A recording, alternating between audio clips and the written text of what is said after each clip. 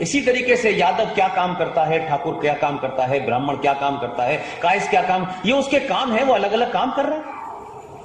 लेकिन हम उस काम के कारण जो हमारी सामूहिक आइडेंटिटी है वो तो नहीं खत्म हो जाती। ऐसा तो नहीं होगा कि एक आदमी अमेरिका हिंदुस्तान से जाएगा और एक आदमी सऊदी अरब जाएगा। अब क्योंकि वो दोनों हिंदुस्तानी हैं, अलग अलग जगह गए, अलग अलग काम कर रहे हैं, तो वो हिंदुस्तानी नहीं रहेंगे। हिंदुस्तानी तो रहेंगे ना वो।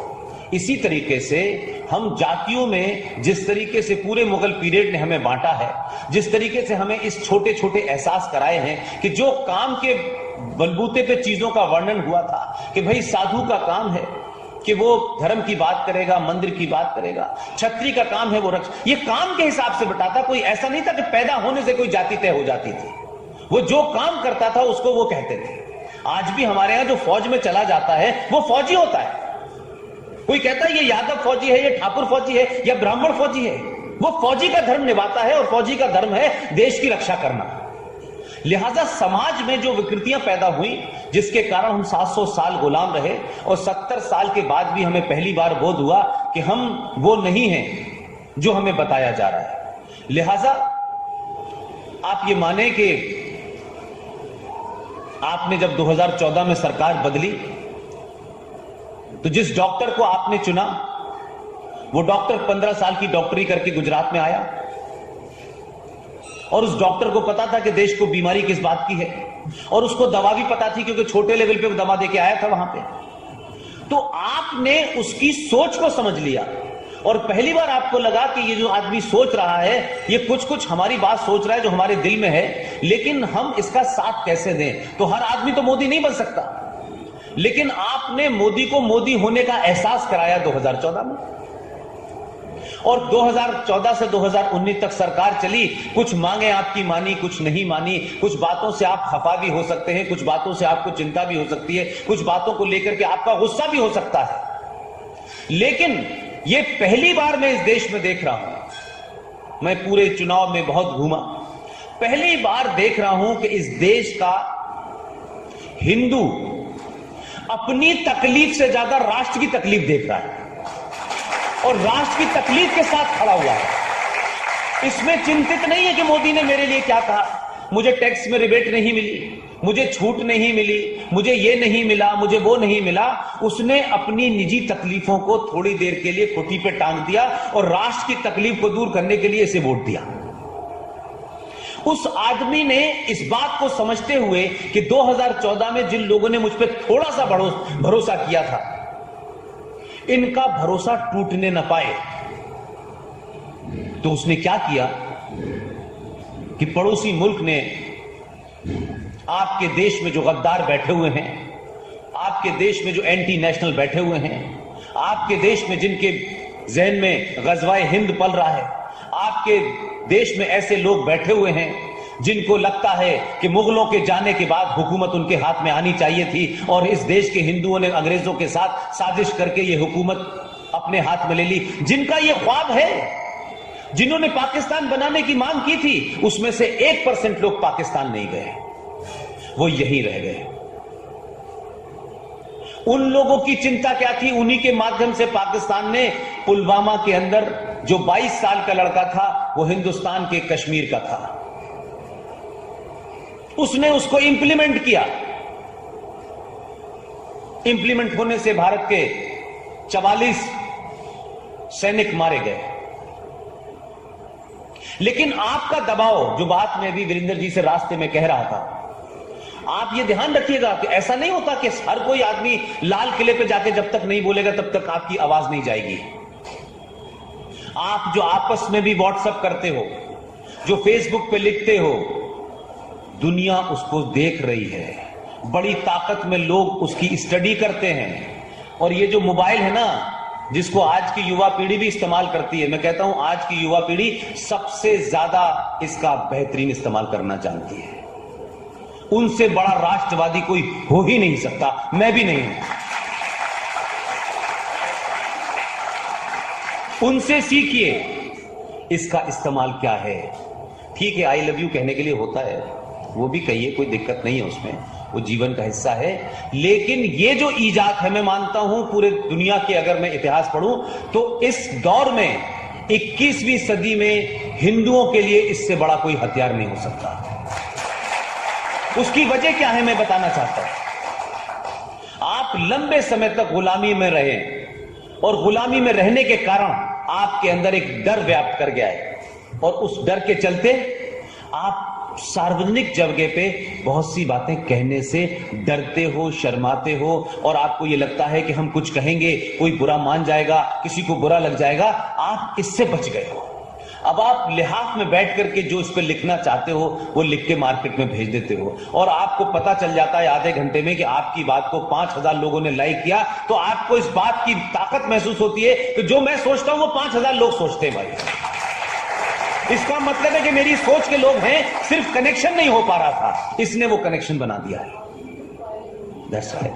तो मैं ये बात इसलिए कहना चाह रहा हूं कि इस हथियार का सही इस्तेमाल कीजिए और आपके अंदर एक लंबे समय तक जिस कुंठा में, उर्दू में उसे कहते हैं एहसास कमतरी में, इंफीरियरिटी कॉम्प्लेक्स में आप लोग जो रहे हैं, हम सब रहे हैं, उसमें से आपने निकलना शुरू कर दिया है। हर दिन इस देश के लाखों लोग उस कुंठा से बाहर आ रहे हैं और जो बाहर आ रहे हैं उन्हीं से दुश्मन परेशान है। इसलिए उनकी समझ में नहीं आ रहा कि जो पुष्पेंद्र अलीगढ़ मुस्लिम यूनिवर्सिटी में पैदा हुआ, जिसको कुरान शरीफ पढ़ाया, जो 12 साल पाकिस्तान रहा, सब कुछ वहां किया, इसको आखिर क्या हो गया कि ये सच बोलने लगा। मेरे सच बोलने से लोगों को चिंता है।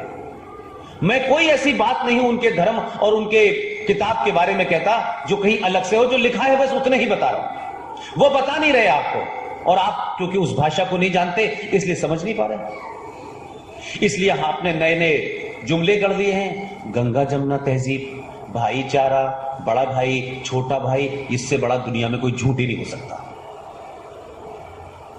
लिहाजा ये जो सोच में फर्क जब आपके आता है तो आपने क्या किया कि आप ही के प्रधानमंत्री ने ये जो कुछ आप व्हाट्सएप पे लिखते हैं, हम तो दिल्ली में रहते हैं इसलिए अंदाजा है हमको, ये जो कुछ भी आप एक दूसरे को भेजते हैं, आपको लगता है कि मेरी बात संगीता से चली गई सुषमा के पास, अनिल के पास से चली गई किशोर के पास, ये मत समझिए। इसी का दबाव था कि जब 44 जवान मारे गए, लोग उसको दूसरे तरीके से जोड़ते हैं, उसको इलेक्शन से जोड़ देते हैं लोग। और मैं दावे से कहता हूं कि जो लोग इलेक्शन से पुलवामा को जोड़ रहे थे, एक बार पड़ोसियों से कहें दोबारा करके दिखाते हैं, अब इलेक्शन नहीं है, क्या होने हो जाओ, क्या जवाब मिलेगा। इसलिए उसको इलेक्शन से मत जोड़िए। मेरा दावा है दोबारा घटना करके दिखाए पाकिस्तान भारत के अंदर। अब तो कोई चुनाव नहीं है, 5 साल तक कोई चुनाव नहीं होने वाले हैं। लेकिन फर्क यह हुआ कि आपके दबाव ने, और आपका जो प्रधानमंत्री है वो सोशल मीडिया का एक्सपर्ट है। जितने आज के युवा नहीं होंगे उससे ज्यादा उसको पता है। लिहाजा उसको क्या हुआ कि 44 लोग जब मारे गए तो उन्होंने 2-3 भाषण पब्लिकली दिए और कहा कि जो पीड़ा आपको है वो पीड़ा मुझे भी है। ये पुलवामा के बाद का बयान है। और हुआ क्या कि उन्होंने कहा कि हम सबक सिखाएंगे। तो लोगों को लग रहा था कि 26/11 जब हुआ था तब भी ऐसे ही कहा गया, 26/11 हो गया, खत्म हो गया। हम उनको कागज भेजते रहे, डोजियर भेजते रहे कि देखिए साहब ऐसा हुआ ऐसा हुआ। उसकी भी सोच नहीं बदली पाकिस्तान की। उन्होंने लगा कि ये भी बड़ी बड़ी बातें करता है, कुछ कर पाएगा नहीं। लेकिन घटना के होने के मात्र 12 दिन के बाद न तो पाकिस्तान को पता था, न हमने अमेरिका से परमिशन ली, न हमने चाइना से पूछा, न फ्रांस से पूछा, 1000 किलो आपने आरडीएक्स वहां जाके गिराया जहां पाकिस्तान सोच ही नहीं सकता था। और उस जगह का नाम था बालाकोट। और अब आप कहेंगे कि बालाकोट में क्यों गिराया, क्या महत्वता थी बालाकोट की? तो बालाकोट की महत्वता यह है कि 200 साल पहले रायबरेली नाम की एक जगह है उत्तर प्रदेश में। उस उत्तर प्रदेश से एक सैयद अहमद अली नाम का एक आदमी 200 साल पहले बालाकोट गया था और वहां पहला मदरसा स्थापित किया था। तो आपने जब जड़ पे हमला किया और आपने पूरी दुनिया से नहीं परमिशन ली, आपने सबको चिट्ठी लिख लिख के दिल्ली में नहीं बुलाया कि हम ये करें या नहीं करें, तो जब आपने ये कर दिया तो पूरी दुनिया ने कहा ठीक किया, हम आपके साथ हैं। इसलिए कि आपने अपने पुरुषार्थ को अपने बल पर तय किया, किसी के बल पर तय नहीं किया। और जब आपने कर दिया तो दुनिया आपके साथ खड़ी हो गई। अब लोग मुझसे कहते हैं कि आखिर दुनिया को क्या हो गया, सारे मोदी भक्त हो गए। तो मैं कहता हूं कि चीजें बदलती हैं छोटे छोटे तौर पे, उसके परिणाम बहुत बड़े होते हैं। आपके पास ये खबर होगी या नहीं मैं नहीं जानता, भारत में एक राष्ट्रपति भवन है जिसमें भारत का राष्ट्रपति रहता है। राष्ट्रपति भवन में हर दुनिया के बड़े बड़े मेहमान आते हैं, रशिया का भी, अमेरिका, सब जगह के आते हैं। वहां एक भोज भी दिया जाता है और उस भोज के बाद जब राष्ट्रपति भवन से दूसरे देशों के राष्ट्रीय अध्यक्ष जब विदाई उनकी होती है, जैसे आप लोग शॉल ओढ़ के किसी को बुलाते हैं, जाते वक्त हो सकता है आप कोई मिठाई का डिब्बा देते हो, या आप अपनी पहचान, अपने शहर की कोई किताब देते हो, या कोई पेड़ देते हो, कुछ भी देते हो। इसी तरीके से भारत की राष्ट्रपति भवन में जो राष्ट्रीय अध्यक्ष आते हैं उनको विदाई समारोह में भारत की पहचान के रूप में कुछ दिया जाता था। आपने जिस आदमी को चुन के भेजा उसकी ये जो है ना थॉट, ये एकदम क्रिस्टल क्लियर है, इसमें कोई अगर मगर नहीं है। अगर इस देश के लोग उसकी सोच को समझ जाएं 1% लोग, तो इसे चंद साल लगेंगे अपनी पुरानी ग्लोरी और सम्मान पाने में। भारत मां की रक्षा सिर्फ भारत मां जिंदाबाद नारा लगा के नहीं हो सकती। वो आपकी भावना है, आप प्रकट कर सकते हैं। उसने पूछा कि भारत की पहचान के रूप में राष्ट्रपति भवन की तरफ से विदेशी मेहमानों को जाते वक्त क्या दिया जाता है। मुझे नहीं पता आप में से कितनों को पता होगा, मैं अपने कई भाषण में बोलने की कोशिश करता हूं, लेकिन एक कैसा काम किया जा रहा था। और जो लोग इस देश में कुरान शरीफ हाथ में दिन भर लिए घूमते रहते हैं, हर बात बात में कुरान शरीफ, हर बात बात में इस्लाम, हर बात बात में शरिया, हर बात में हदीस की बातें करते हैं, उन्होंने भी ये नहीं कहा ताजमहल जो आगरा में है, जो मुगलों के दौर में बना, आखिर ये ताजमहल है क्या? किसी की कब्र है, कब्र ही है ना। और वहां हम तमाम सारे लोग बगैर सोचे समझे शादी होते ही अपनी बीवी को लेकर जाते हैं कि मैं भी ऐसी बनाऊंगा तुम्हारे लिए। ये पहला मैंने दुनिया का देश देखा कि अपनी बीवी को पहले दिन ही बता देते हो कि तुम्हारा यह हाल होने वाला है। भाई वो कब्र है, वो बताया जाता है मोहब्बत करने वालों की कब्र है, चलो यहां तक भी सच मान लेता हूं, लेकिन इस्लाम में कब्र को घर पे रखना हराम है और कब्र ही इस्लाम में हराम है। कब्र नहीं बन सकती, लेकिन क्योंकि वो मुगलों ने बनाई है और उनके वारिस हैं, लिहाजा हिंदुस्तान में इस झूठ को चलाया गया कि कब्र है। आपने ऐसे हालात पैदा किए कि इस देश की पहचान के रूप में ताजमहल विदेशी मेहमानों को जाते वक्त दिया जाता था। अब इसका कोई तर्क नहीं दे पाया। अब बेचारे प्रणब मुखर्जी को भी नहीं पता था कि भाई ये कब्र है, कब्र को हम किसी को क्यों देंगे? क्या आपको कि कोई आपके घर आएगा तो आपको उसे ऐसी चीज देंगे जिसे देख के उसे अफसोस हो?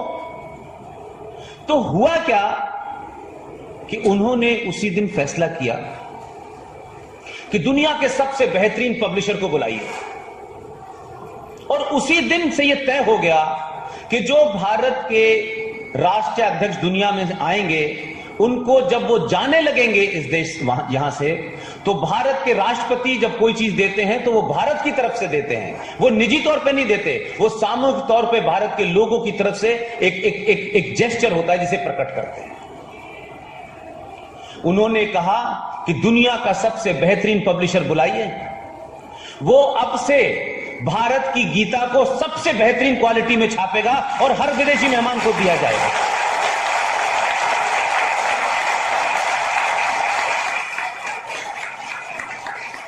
इसका असर क्या हुआ? इसका असर देखिए, मैं धार्मिक आदमी नहीं हूं, मैं तो आपके बीच में आ गया हूं, मैं तो अधर्मी आदमी हूं आपके हिसाब से। मैं तो उस धर्म को कई सालों से पढ़ रहा हूं, जी रहा हूं, जिसके बारे में आज कुछ और कह रहा हूं मैं। गीता का असर यह हुआ इस मोदी जी के दौर में कोई 70 देशों के राष्ट्रीय अध्यक्ष यहां आए, ठीक है, चाइना के भी आए, फ्रांस के भी आए, अमेरिका के भी आए। उन सब लोगों में वो टेंडेंसी नहीं है जो हमारे अंदर गंदी टेंडेंसी है। हम पढ़ते नहीं है। हम अच्छी किताबों को अपने ड्राइंग रूम में सजा के रख देते हैं। हम किताब नहीं पढ़ते। हम गीता रामायण की बात करते हैं, पढ़ते नहीं है, और पढ़ लेते हैं तो उसे अपने दिलो दिमाग में नहीं उतारते। आपके प्रधानमंत्री ने देश के अब तक 70 लोगों को वो गीता दी है, और वो गीता उन राष्ट्रीय अध्यक्षों के कमरों में रखी नहीं है, उन्होंने वो गीता पढ़ ली है। इसीलिए जिन लोगों ने गीता पढ़ ली थी उनको पता था कि पुलवामा के बाद, बालाकोट के बाद भारत को रोकना मत, नहीं तो मुश्किल पैदा हो जाएगी।